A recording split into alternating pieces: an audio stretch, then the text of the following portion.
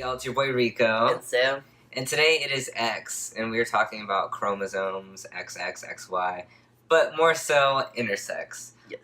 It is an acronym in the LGBTQIA family, and there's a lot of people within the family, like an L or G or a B or even a T, that don't really know what I is. They might know that it means intersex, but that's about as far as it goes.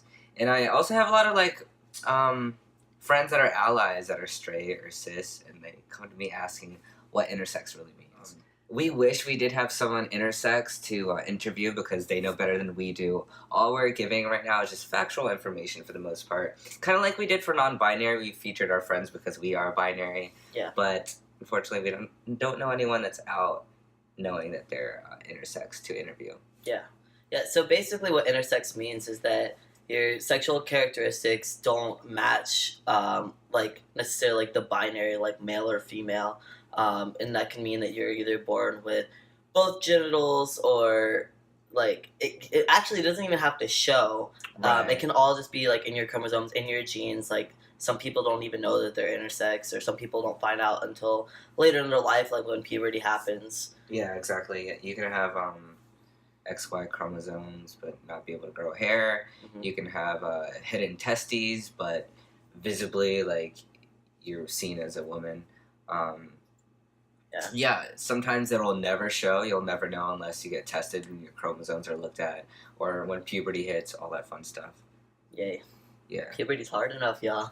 For real. So it is kind of rare, but not really. It's hard to have a good statistic because doctors are kind of clueless when it comes to intersex people, and they also, a lot of them are trying to hide it because they're wanting to normalize these babies here. But experts say 0.05 to 1.7% of people are intersex. Yeah. And to get a better idea in your head, that's kind of similar to how many redheads are around.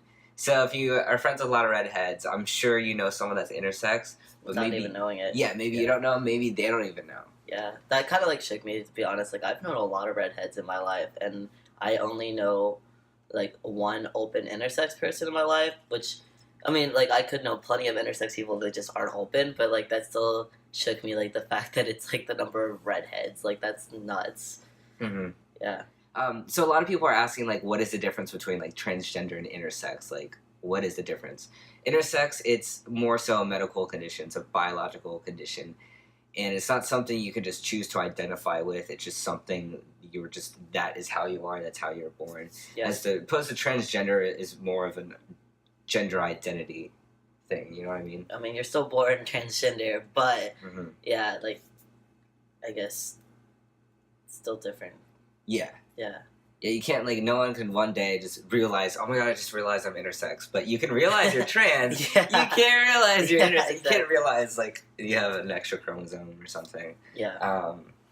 But you can totally be transgender and intersex. Yeah, so one thing that's important, a lot of people, confuse sexuality and gender identity, and then when it comes to, intersex, they confuse the fact that your sexuality and your gender identity and the fact that you're intersex are all completely separate as well. Right. So you can be gay or straight or a lesbian or bisexual or asexual and intersex. You can be a man or a woman or non-binary or both or neither or whatever and intersex at the same time.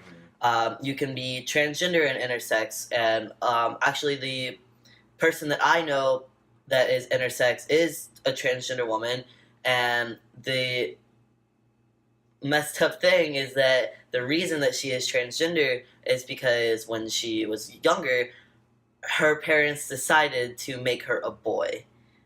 They did not give her the choice because she was too young. She didn't even know that she was intersex for most of her life, which is super messed up.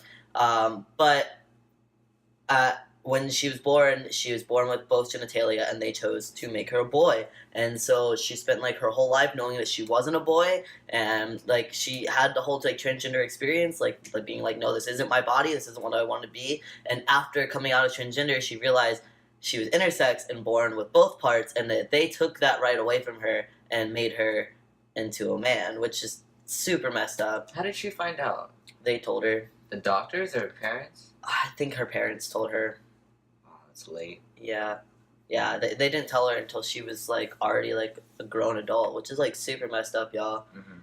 So that's like a big issue right now, which I wish more light has been shed on it. But the fact that there is surgeries happening to babies that these babies cannot consent to it. Do you know what I mean? That's the issue. It's like this is a human right, and they're performing surgeries that are not life threatening. You know what I mean? It's just an elective surgery that maybe the doctor is doing without really telling the parents what is going on, or is telling the parents, but in a way that they don't fully understand.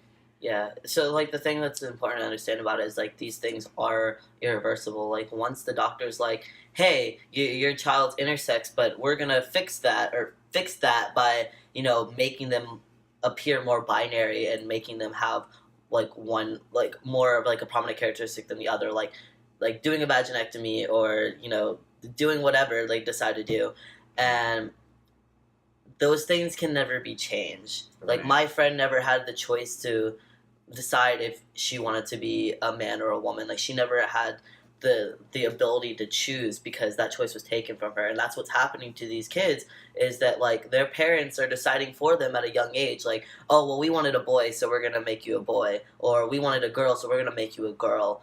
Or like, and then they're growing up being like, okay, but I'm not a boy or I'm not a girl, and like but their parents made that choice for them, and that's not okay. Or the doctors are making that choice for them, and that's not okay. Yeah, I heard of cases where doctors kind of like skew the information to make it seem dangerous. Like, there's many cases where this kid, they would say, oh, they would have hidden testes, but the doctors would call them undeveloped ovaries, and if they would not remove them, they would become cancerous, which is not true. This is just in hopes of these doctors normalizing these kids into fitting them in the binary of male or female. Yeah. And these surgeries have a lot of complications or effects later on in life: sterilization, scarring, psychological trauma, realizing, imagine you're 17 years old, you're going through puberty, you don't feel right, and then your parents finally tell you, we chose how you're going to be raised, and you didn't have any say in that. That is traumatizing. Yeah, and also like apparently like physical trauma is like a thing too, like that people can feel pain for like the rest of their life because of complications with the surgery, and that's not something they can control. Like they literally have like pain for the rest of their fucking lives. Like that's it's not okay. So with all of that, how can someone argue saying there is two genders? You know what Honestly, I mean? There's male and female. But no. What about all the redheads, y'all? What about all the intersex people? Yeah. Boom. No, exactly. Like completely. Like, and I think that's why like people are trying to like hide intersex people, or like trying to make them more binary to like try to keep us in that ideal that like there are only male and female and that there is nothing else, because intersex people literally prove that wrong. And as do non-binary people and gender fluid people and however you identify, like all of that proves that wrong, but people are trying so hard to fit us in these two boxes, and it's fucking nuts.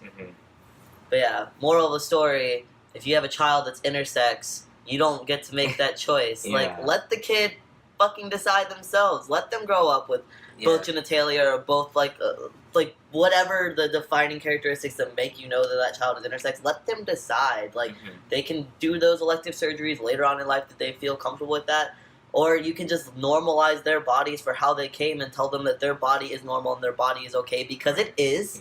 That is how they were made. It is normal. And just let them make that choice for themselves when they are adults and can make those decisions for themselves. Exactly. Yeah. So that basically wraps us up for Intersex. Like we said, we wish we could have interviewed somebody, but we hope that this made sense, and we hope that we did justice to our intersex siblings. Next week we are going to do Y, and it's going to be for youth. So we're basically the youth LGBT community, especially like the youth trans kids. They're an important group of people to us. So next week we're going to talk about resources for trans youth and just other things that we want the trans youth to know, because we know how hard it can be to grow up trans. So yeah, check it out next week. Yeah, and if you like this video, you know what to do. Like, comment, share, and definitely subscribe. We'll see you next week. Bye. Bye.